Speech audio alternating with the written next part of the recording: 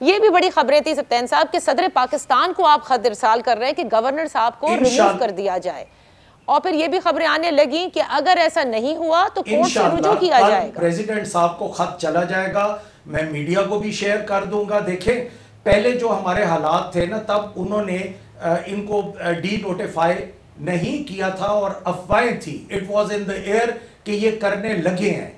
उसके बाद उस लेटर की लैंग्वेज तो मैंने फिर उसी तरह ही बनानी थी ना।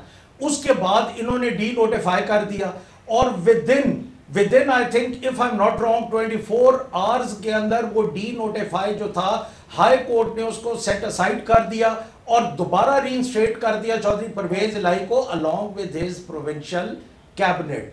तो उसमें अब लैंग्वेज तो हमने तब्दील करनी है ना।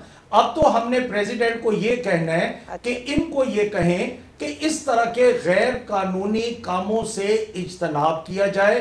गवर्नर साहब, जिस तरह गवर्नर साहब के प्लेयर के साथ चीफ मिनिस्टर ने रहना है, तो यह भी कॉन्स्टिट्यूशन ने लिखा है, ये मेरी ख्वाहिश नहीं है कि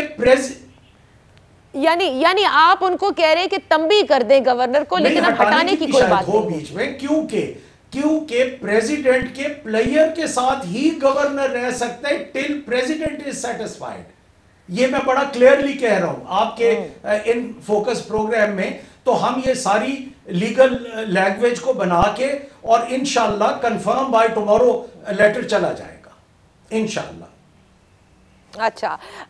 अच्छा सप्तान साहब, ये तो बड़ी खबर आप दे रहे हैं कि कल सदर पाकिस्तान को आप खत इरसाल कर देंगे सारी लीगल लैंग्वेजेस के दायराकार में लाकर उसको कि एक तो तंबी भी करें और फिर हटा भी दें, क्योंकि आप ये समझते हैं कि उन्होंने जो स्टेप उठाए वो आइन से मुतसादिम थे या उनका वो राइट नहीं बनता था। अच्छा, मैलिफाइड थे, आप ये कहते हैं।